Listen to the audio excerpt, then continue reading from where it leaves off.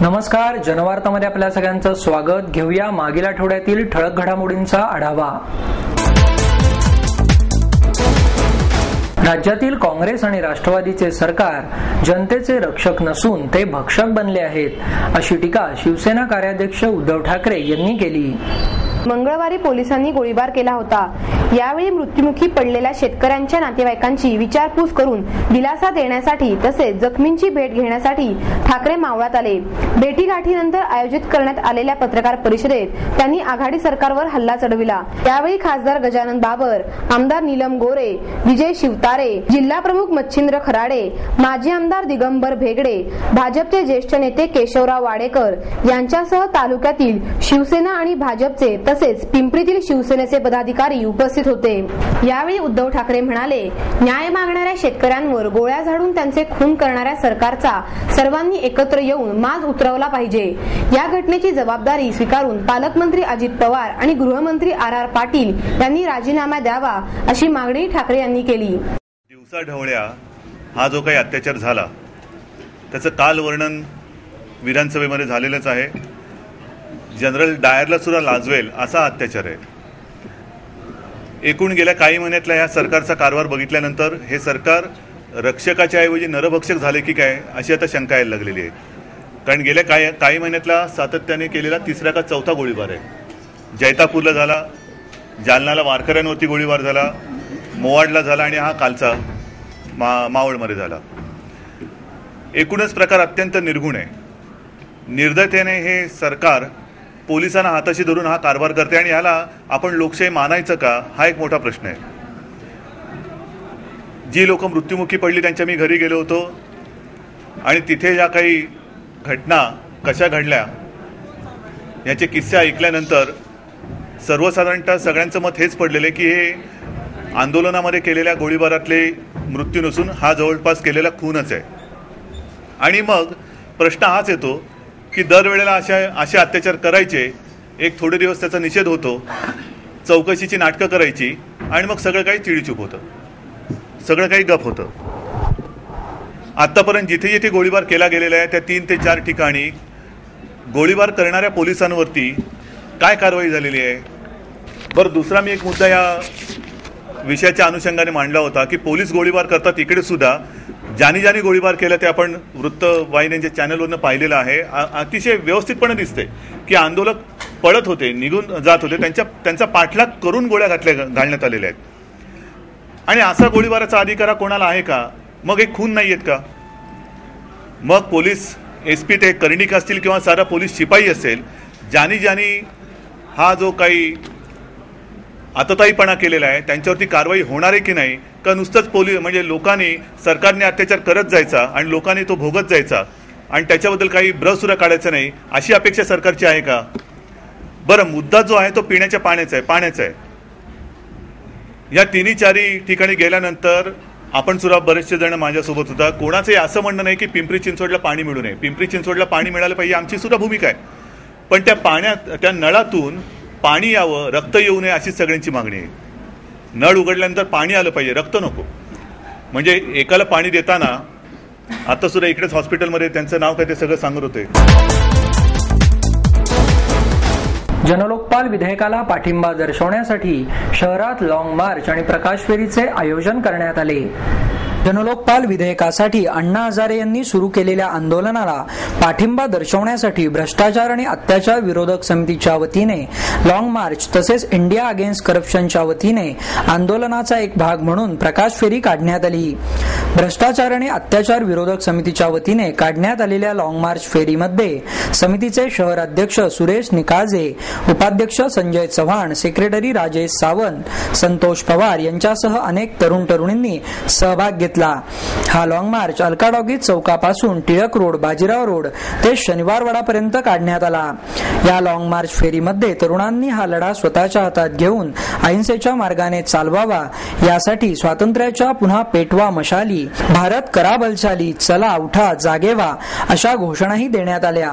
तसेच India against corruption आणि विविध संस्थांच्या वतीने प्रकाश फेरी ही सारसबाग येथील सावरकर पुतळ्यापासून काढण्यात आली. ही प्रकाश फेरी अभिनव आर्ट्स कॉलेज, टिळक रोड, लकडी पूल, सावरकर स्मारक मार्गे डेक्कन चौकापर्यंत काढण्यात आली.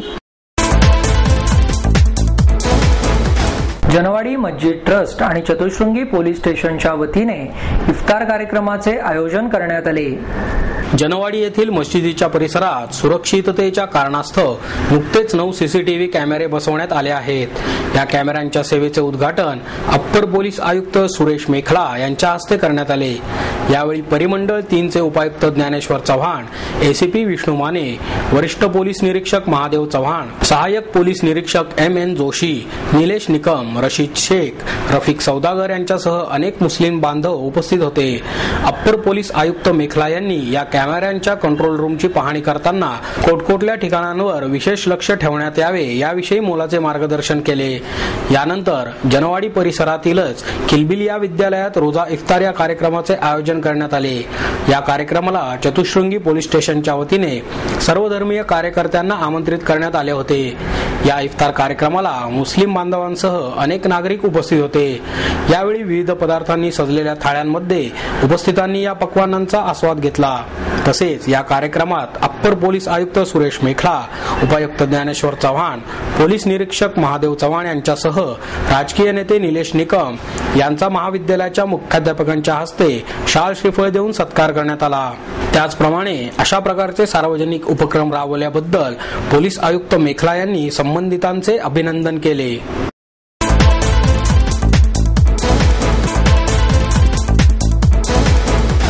महाराष्ट्र राज्य शेतकरी संघटनेच्या वतीने विविध प्रश्नांना वाचा फोडण्यासाठी साखर आयुक्त कार्यालयावर धडक मोर्चा काढण्यात आला.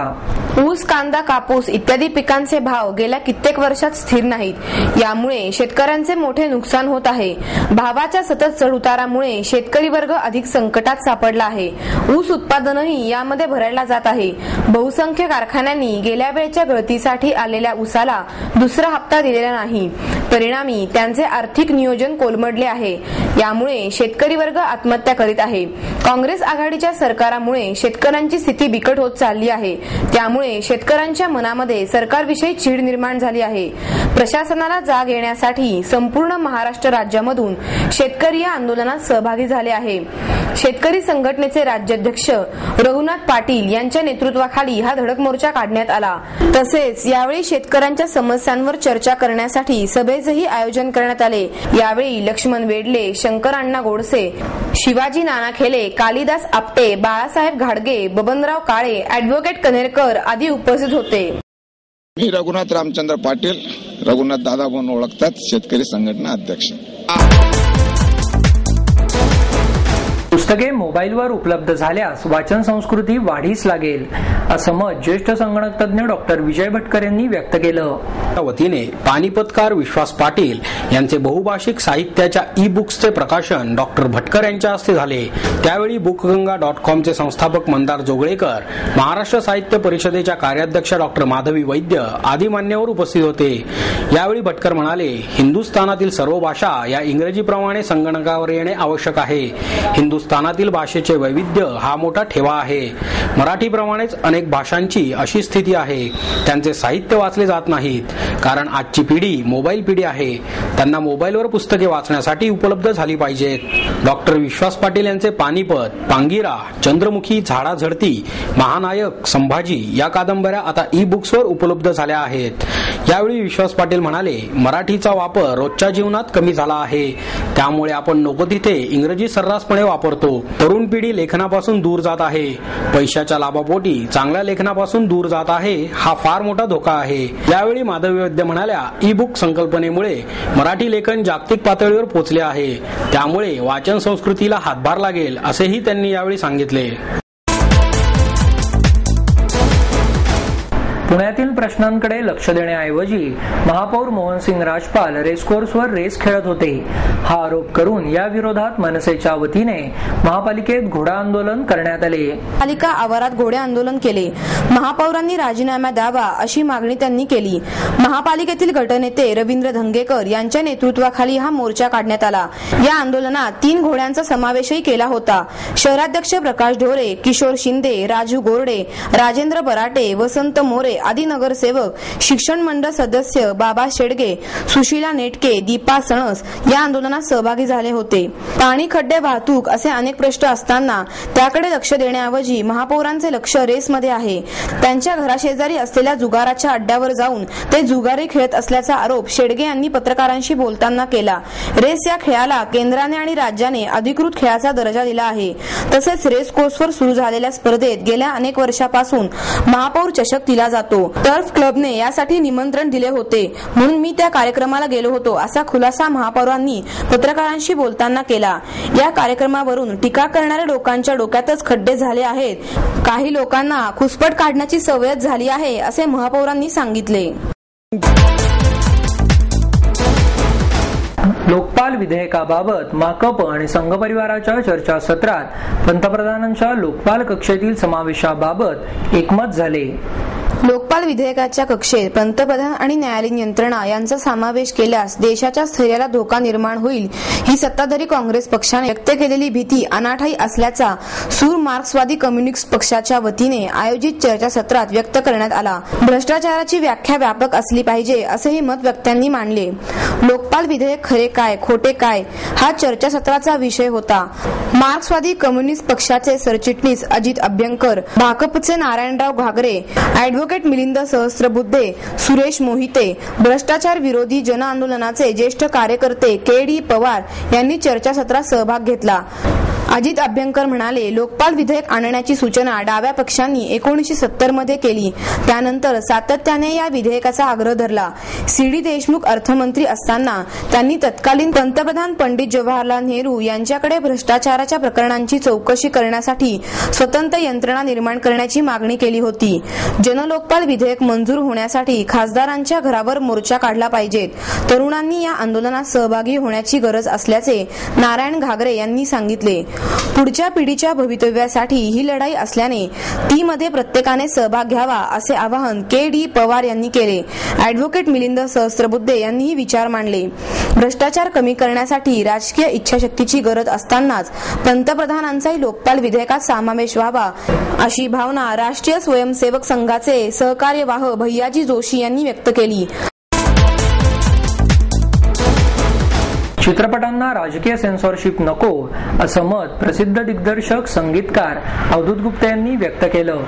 ई-स्क्वेअर एंटरटेनमेंट निर्मित अवधूत गुप्ते दिग्दर्शित मोरया हा मराठी चित्रपट 19 ऑगस्ट रोजी संपूर्ण महाराष्ट्रात प्रदर्शित होत आहे.